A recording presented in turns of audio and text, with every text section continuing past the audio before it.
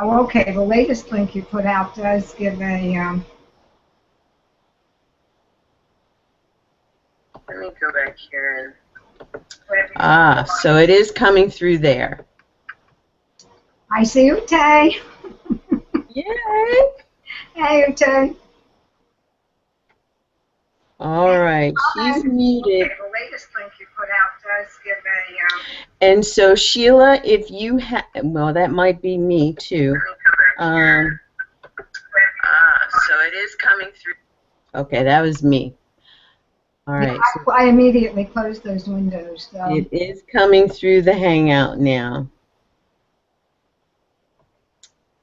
Which, yes, beautiful. Okay, we're set.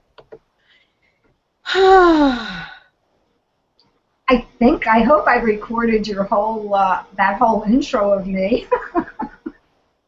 Well, it is recorded here at the very least, and I can get you that. Oh, that did record there? Yes.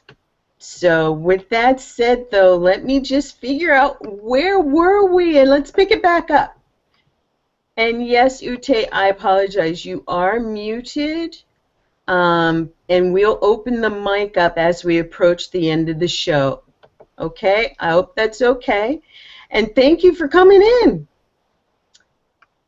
All right. So, Sheila, your last conversation was about the creating the memories to capture them and a few ways to capture them. And I know that you were talking about Zoom. You were talking about Evernote before Zoom. And I just have to say that Zoom recordings? Zoom is one of my favorites.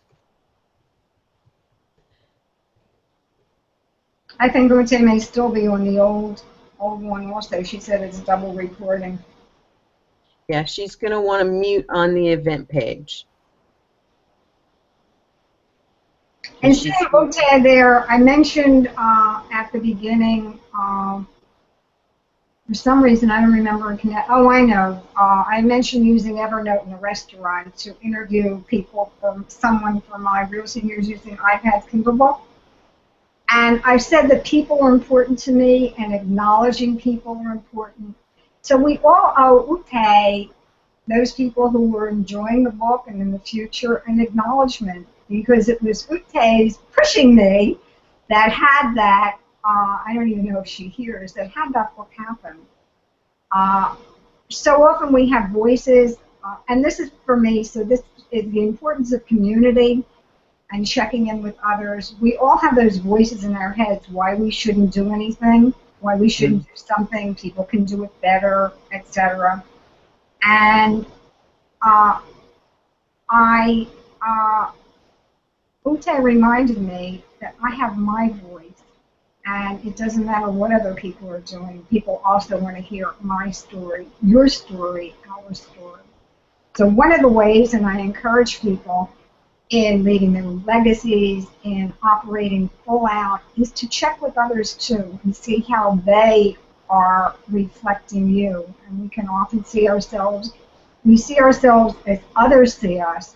We can often just grow and be more important than we think we are. We realize that we're more important than we sometimes think we are. You're so right. And it takes someone who cares about us sometimes to actually be our mirror, to let us know that not only are we capable, it's the right time. And I appreciate having those kinds of people in our lives because there are some who don't have them. And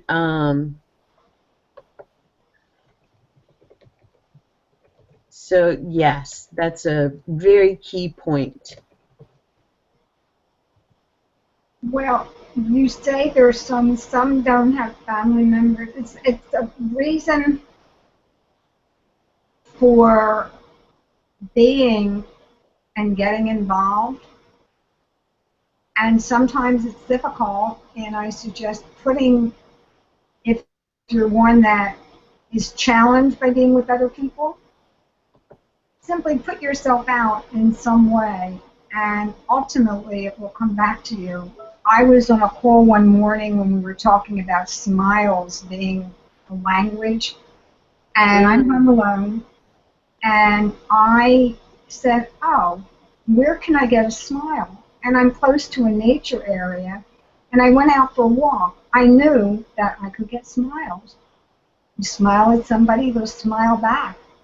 And in fact, it did a whole shift for me for that morning that day. So I invite people to find ways that you can make shifts for yourself. And that's one reason I use the camera. One of my sites I recommend, I have 7 ways of getting out of a fog. And one of them is to use your camera. Simply not for taking great pictures, simply as a way of seeing. Something catches your eye, take a picture. So I'm talking now and I'm looking at the cord looped around my microphone with a glass next to it. I would take a picture. 5 of those kinds of pictures and you're in a different space. It's giving you an opportunity to get away from your head and just reframe and be open to new things. And you're in a meeting, or you're in a business meeting, or you're angry. I was thinking of a conversation yesterday. There was anger there. You can stop, even take a picture of the paper clips on your desk, somebody's shoe. Even if you have to reframe for yourself, you can look around and kind of just in a meeting now, just take your camera and shoot some pictures, and I'll bet that that will put you in a different space. And in the meeting, again, part of one of the principles I'm talking about is check things out. When we get angry and there's a lot of anger and conversation going, very often it's really not about the conversation that's happening. Something's going on underneath. And I Mm-hmm. invited people to stop and check it out.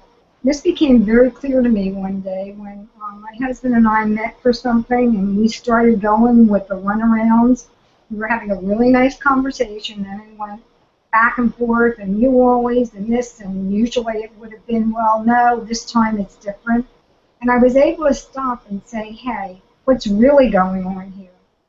And he told me, and I said, okay, if I can agree to do this, can you agree to do that? And we had a normal conversation, and it lifted.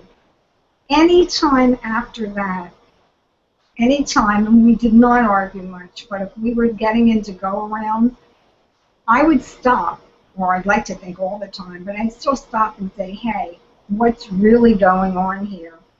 And we get to what's underneath. Usually the runarounds were about one or both of us needing to be right. So Mm. do we want to be right? We're happy and productive and moving forward. I love that. That's a key thought. And it's the first time I heard somebody call it getting into the go-around. Heard the runaround, and I've heard about being in the cycle of the back and forth, but you've put it in great context to basically let us know that there's a way to stop that, and stopping it in a way that really allows both people to be right. And I think the bigger key is, and you said it, that no one actually has to be wrong. Doesn't have to be about right or wrong. What it really ends up being better and something to memorialize is in fact the would you rather be right, or would you rather be happy? Would you rather be in the flow, in Mm. love? And we can even compare that in business. Are you the leader that needs to always be right about everything? No one even offering good suggestions is offering a good suggestion, except when you go and think about it for a minute, and then you don't want to give them credit for it. I loved some of the things that I read in your book, 55 Ways, and I know we'll talk more about that, but there are many of the things that you just spoke about that you also outline in your book and that can be applied to business. So I just want to acknowledge you for that because it's key. Relationship transcends the home. Relationship happens in the business, at the restaurant where you see someone who looks interesting or is doing something interesting and you can walk up and say, "Can I interview you?" That's amazing. Do you do that a lot? Um, You know what I found? Because I mean, I always talked about being an introvert, and I taught, I was a leader, I led a successful library referendum in my town. And what I discovered is when things are bigger than us, then I get the courage. And for years I spoke of being an introvert.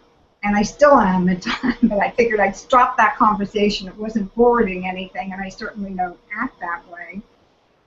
So again, with that man, there was intrigue and an interest in discovery. So my son needed to encourage me a little bit to go over when I have the thought. It's not something that comes easily to me initially. And but on a walk, like in a safe place, I'll often talk to people, and I'll notice one of the great ways of starting a conversation is I'll notice somebody's T-shirt or something they're doing in a walk, and I might start a conversation out of that. They may be open to it. We can continue with the conversation, or they may not, and that's fine.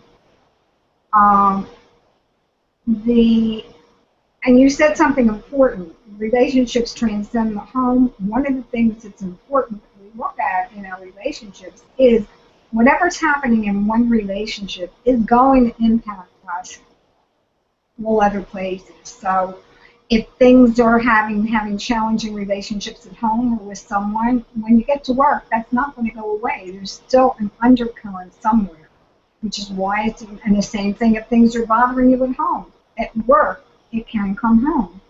So it's a way of, finding a way for you to look at, deal with, and get clear on actually what it is.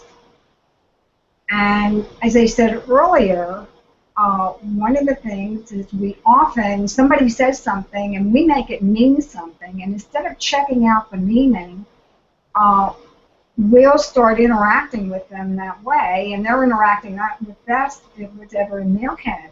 And I say stop and check it out. Mm-hmm. Also important, knowing that people do make up stories or they interact with us in a certain way. We can be aware of certain things that might be happening and like lay the groundwork first, speak it up in advance and clear it. So for instance, I remember years back when I was in outside sales, I was sitting opposite two different people, and they said to me, "Why are you angry?" And I said, "I'm not angry." And later that week I was at a conference and I told the NLP person about it, and she said to me, "When I think, my eyes go to the right or the left, and I might screw up my face, and the person opposite me doesn't know what to make of it." So after that, I would say to people, you might see me screwing up my face, but it has nothing to do with you. Please listen. I knew that sometimes I don't cry that much, but tears might come, and I get upset, and I knew my husband would get very upset. So if we were in a serious conversation, I would say to him up front, "Look, I may start crying, but it's not about you. Whatever it is, and I appreciate you just stay in the conversation." So self-awareness becomes important also to eliminate the person's stories in the first place, or kind of freeze them so we both can stay totally in the present.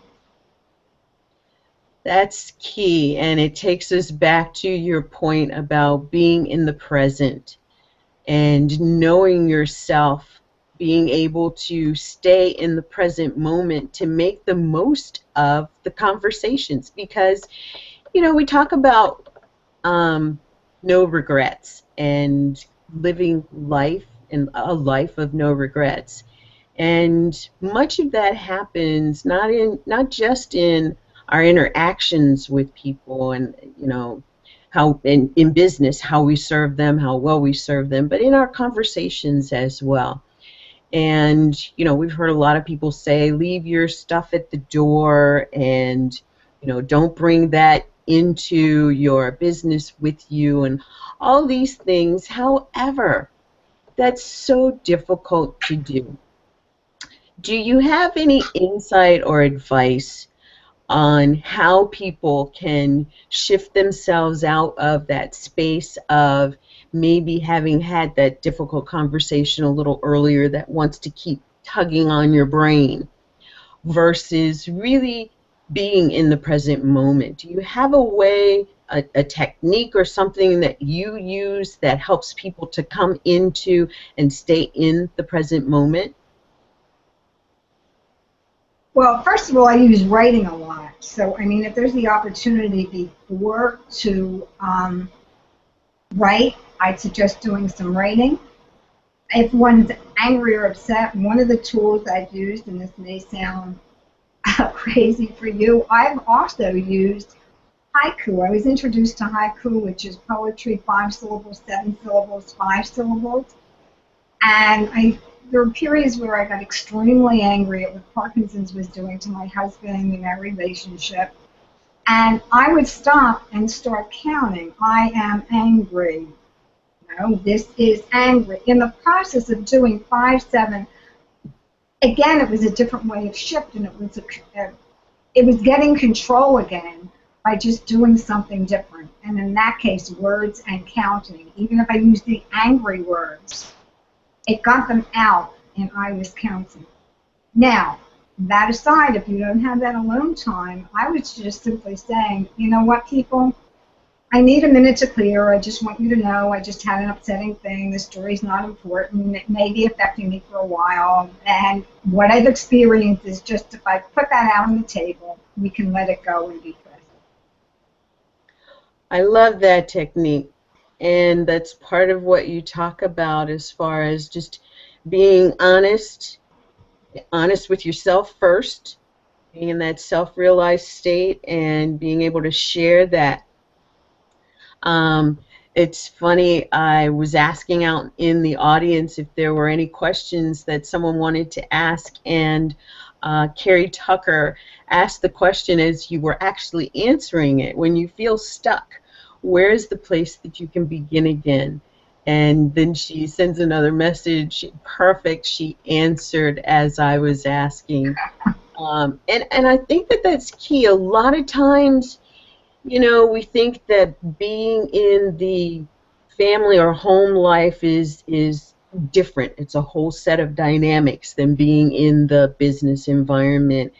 And in all actuality, it's when we have the skills that we learn in one space or the other that we practice by transferring them to the other spaces, is when we actually really fortify the tools in our toolbox. And I think that is one of them, what you just mentioned, being able to say, hang on, I need a minute. And, this happened, the details aren't important, but let me just breathe for a minute. And because you've done that, you've released that energy. That's perfect. So, and I want to say one more thing here, Lynn, if I may. Sure. In speaking ourselves, or let's say now you and I are talking and I'm getting frustrated and angry and whatever, and stop and really going on. Really important, and people often don't realize it, always come from I. Not you let the door open and I'm angry or something. It just, I get upset when, or you're in a meeting, I'm hearing thus and so and I'm feeling. Not even you said, I mean, you say to you and people's back go up immediately. It's when I heard, my mind immediately went, or whatever's going on with you, coming from the I. And I think that's so important. I'm just putting a note in chat over here. Any conflict, express from the I position.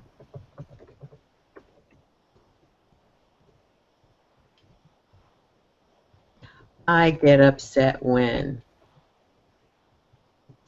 I am disturbed when. And even, I mean, something's going on. Again, I'm thinking about that whole business thing, and I don't know what was going on. You heard some of it, I think, on the call yesterday. And I didn't think of it at the time, but rather than, oh, they're doing this and they're doing that, what I'm hearing is, and I'm Mm-hmm. wondering if, and I'm saying or making it mean that, is that in fact what's happening? From your perspective, what's happening?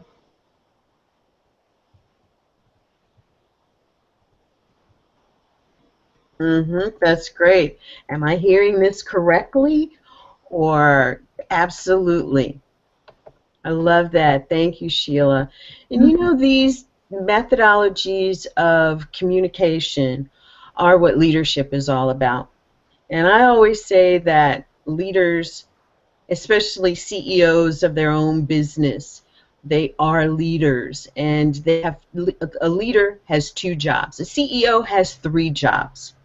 The first job of a CEO is to bring revenue, let revenue flow through the business, and enhance their lives, their families' lives.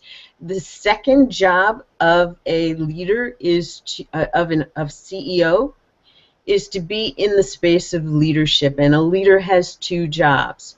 The first one is to be architect of the future, meaning that leaders set the vision, they communicate the vision, and they influence through communication to help people see and journey towards that vision.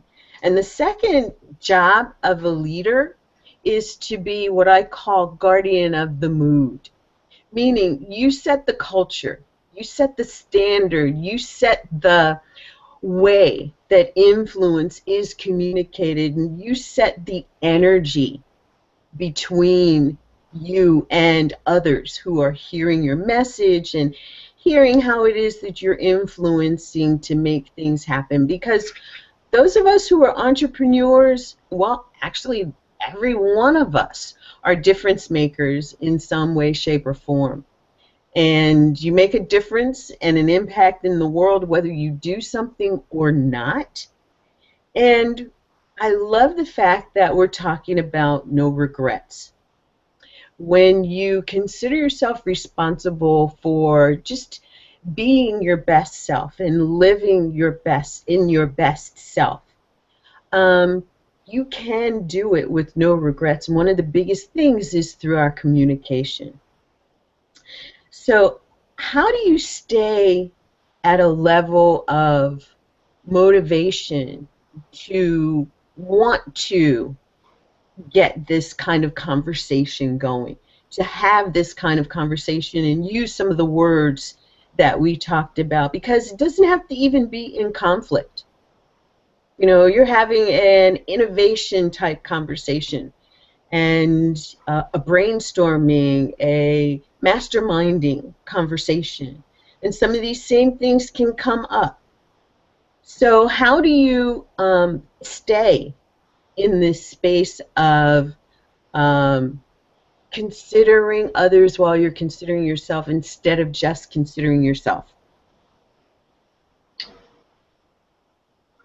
I think a lot of it has to do with coming up with agreements between the parties in the first place. And what made me think of that is, uh, and setting like the guidelines for whatever. So like in brainstorming, I mean, one of the rules or some of the brainstorming things is everything goes. I mean, you don't comment, you just list and, list ideas. So there's no judgment or anything back and forth.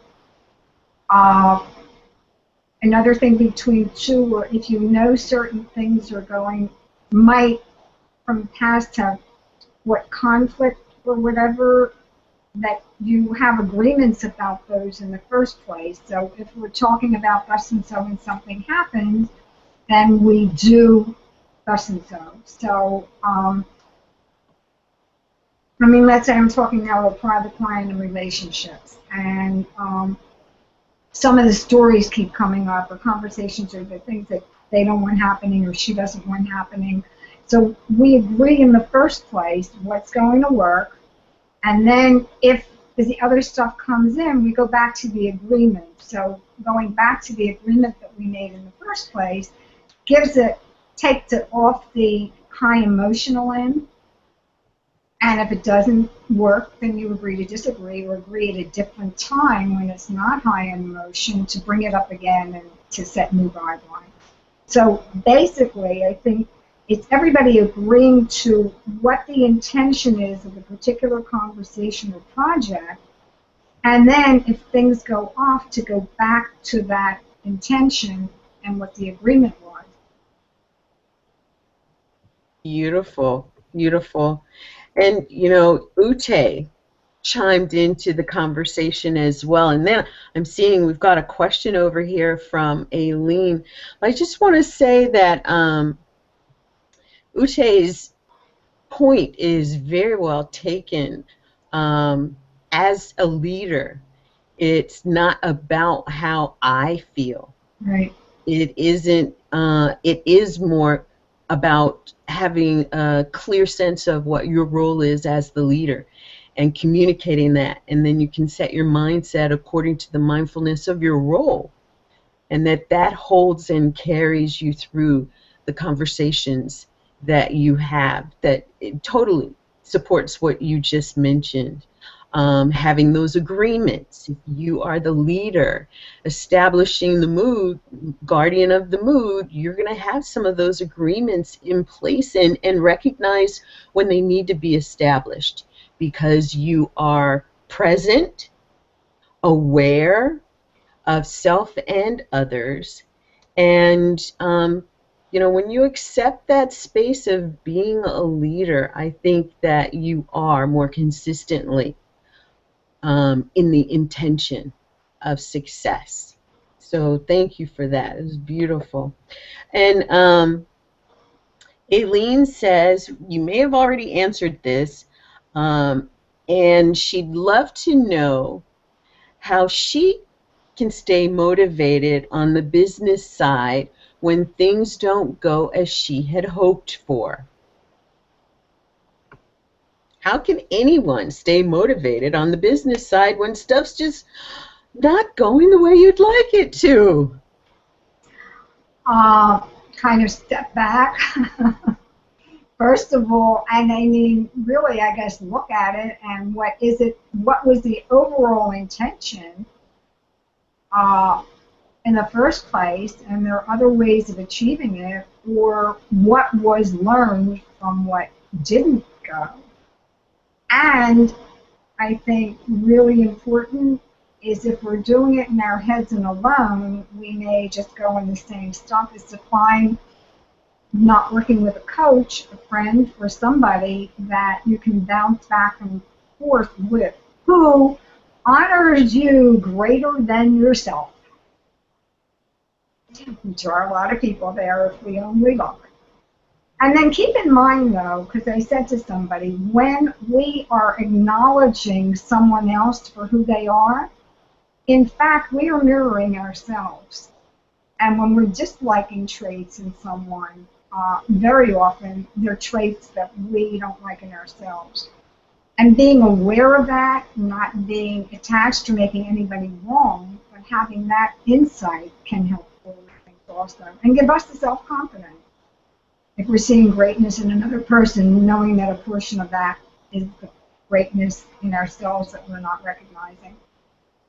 I totally agree. Does that answer, Aileen? Well, we'll let her chime in and answer your question, but it made me think about the power of community. And, you know, when we think about community, especially online communities, you know, they come in these huge numbers of, you know, 10 or more and hundreds and, you know, even into the thousands. And you said something very key that made me think about, you know, you said a friend, a close confidant or colleague, and in thinking community, there's a certain level of support that you can get by being in community. However, there is another level of support that you can get being in a close community. Tell us your take on the close community, the concept of close community.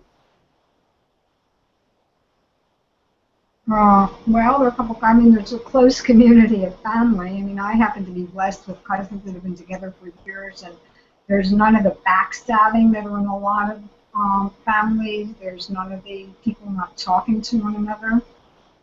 Um, in terms of business, I'm in a couple of different groups where there's feedback on. Happens to be a lot in Facebook and Facebook groups, but there are back and forth. So ideas and support, and then you can be close enough to one, so I might call Ute after something and ask for feedback on that, and knowing who you can call for the verbal thing.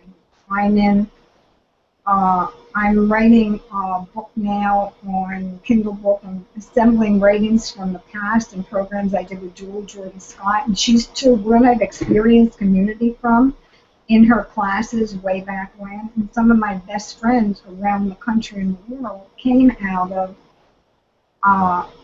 those communities where we wrote for in prompts and wrote for an hour for a certain amount of time, and so you get to know people.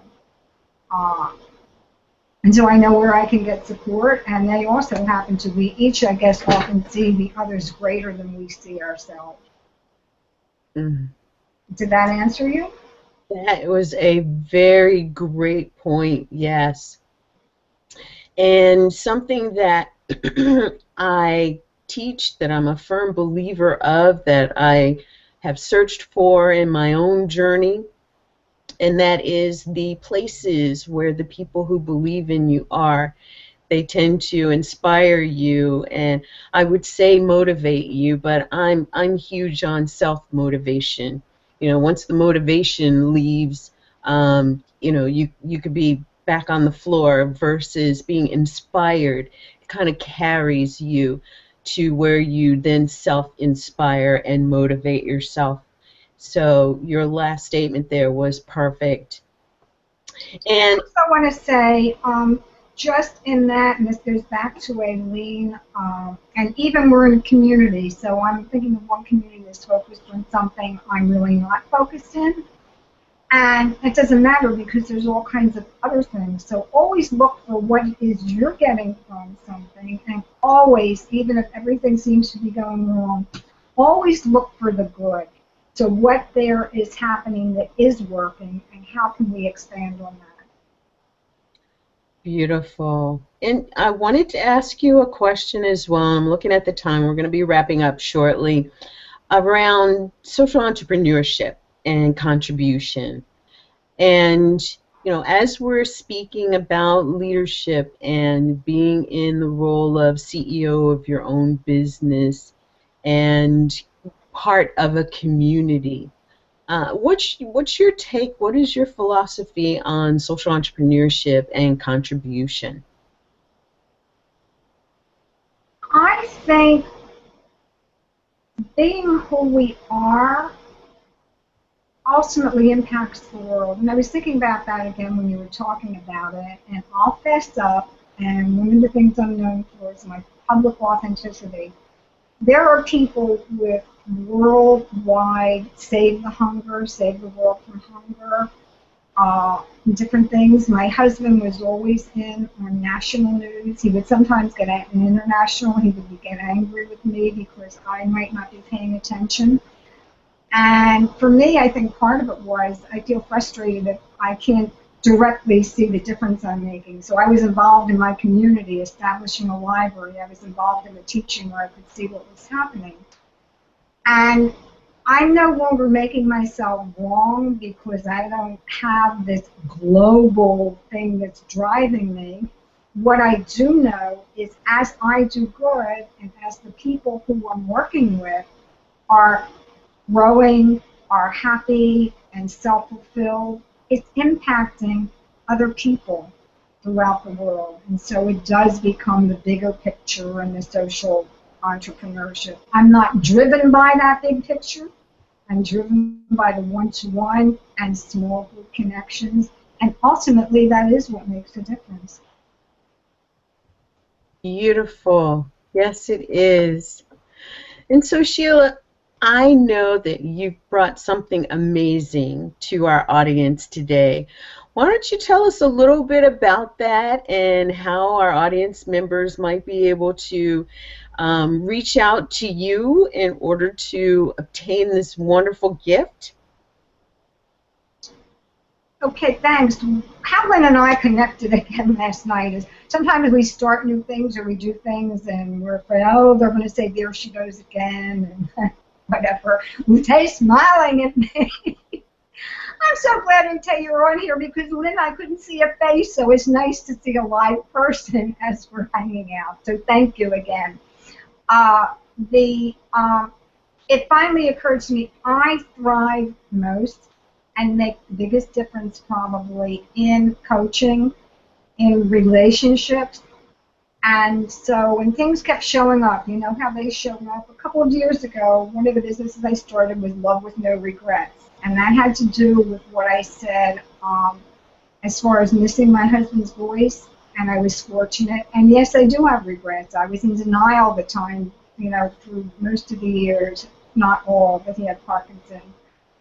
And but it's the voice thing, and so that's where I went into the technology thing. But there's still the relationships, and we were fortunate that we had a great relationship and had great family relationships. And I went back for other people, and people happened on my site, and they were making a difference even from just what I've written there. And so I'm back now to focusing for now on the relationship coaching.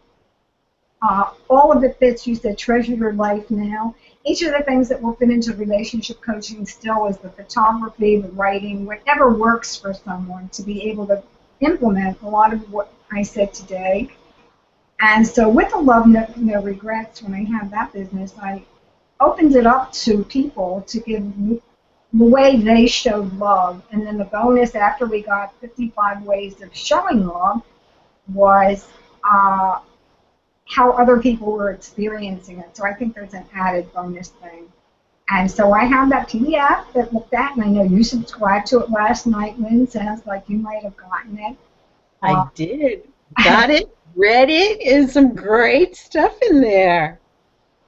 And along with that, so there is going to lovewithnoregrets.com. I updated the on the sidebar on the right, you can subscribe to that. And anybody who subscribes, I'm offering a complimentary Reinvent Your Love 30-minute session. There also, and I'm not separating that out right now, there are people who are not in a relationship. Well, we're all in a relationship with ourselves. So even in there I say hugs are important. If I was looking at a thing, we don't have someone to hug us, we can still hug ourselves and tap ourselves. So keep in mind, we're always in relationship with ourselves. And there's also, if somebody doesn't want that, you can email me, and I'm also doing individual, that's individual coaching also, but if somebody's looking at goals or how they can be reframing things for themselves, I also have complimentary session for that also. And I think that's what you were asking, correct? Yes, and that is so generous of you. And give us the website one more time. I'm going to make sure that it is in the comments. Lovewithnoregrets.com. And I have been blogging, and I'm getting back to blogging. That would also include subscribing to that. I kind of let dormant my Treasure Your Life Now e-zine, which has been pictured upon and something I've been publishing for over 10 years. And I'm reactivating that. So and one of the things that people like that, it all kind of fits. I mean, everything I do fits. I use photographs and self-reflecting queries and adding relationships now. So a photograph to me will bring up different things, and I never know what it's going to say. I've made in garlic. You can actually see that on photographyandtransformation.com.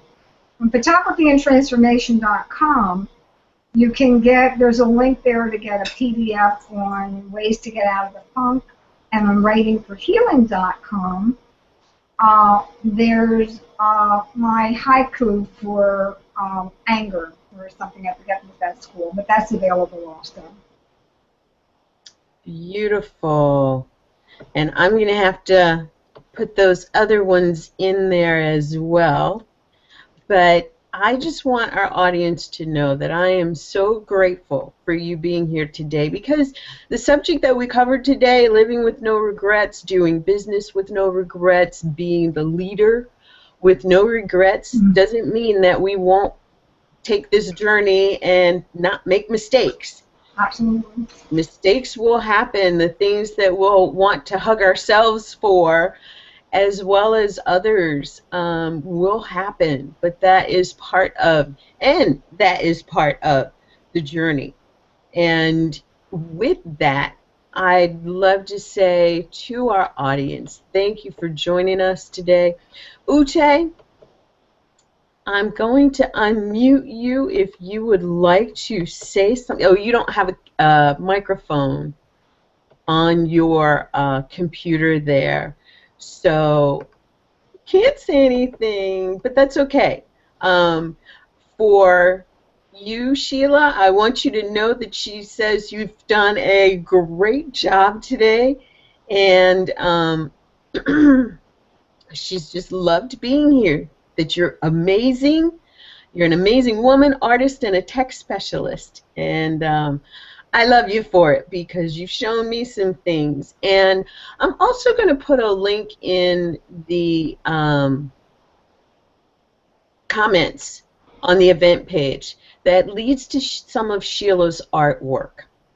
I can tell you that I searched for a long time for some photographs that I could use to write memes on, or quotes for myself, quotes for others, and Sheila has created some photographs and put together a package that is really, really, really a great cost. And yes, it costs something. That's okay. We are in the world of commerce, and we're in the world of reciprocal value. But I'm telling you, when you see the price on this, you're going to say, gotta get it. It's a no-brainer. And I have to tell you that there are almost 200 pictures, beautiful pictures, some that are blank and some that have words on it. And it's called Flowers and Thoughts. And the pictures that have the words on them really are provoking thought. And they're excellent if you're a blogger, if you're someone who does posts, and you're always looking for great pictures to post your own things. There's so much out there to be shared that a lot of people are doing just that. But if you're looking for things that you can creatively work yourself, this is something that you gotta look into. And I just had to give you that plug, Sheila, because I love those so much. I love them, and I'm using them. So thank you for that. I thank you. I thank you. And actually, it's interesting. I saw one used on somebody's page, and even more interesting, I knew that person. More interesting I saw one of my vegetable ones on out of the blue on some totally alien site, and that was really fun. One link you can put in is if you put in SheilaFinkelstein.com. I didn't even mention my YouTube channels and how we can promote there. I have 2 YouTube channels. SheilaFinkelstein.com links to most of my sites, including Banana Sky DVD, and I'm going to have to add these photos to that page. So, okay. Thank you, Lynn. Thank you for this opportunity. I love you, and I most appreciate it. Thank everybody who is here and everybody who is watching the replay. You are most appreciated. You make a difference in my world. Bye. Thank you. And thank you to our audience. I look forward to seeing you again right here, same place, same time next week for another really great show. We're going to be talking about community and global communities, as a matter of fact. So look forward to your joining us next week with Melissa Rempler.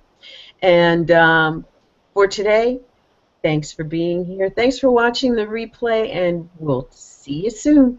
Bye for now.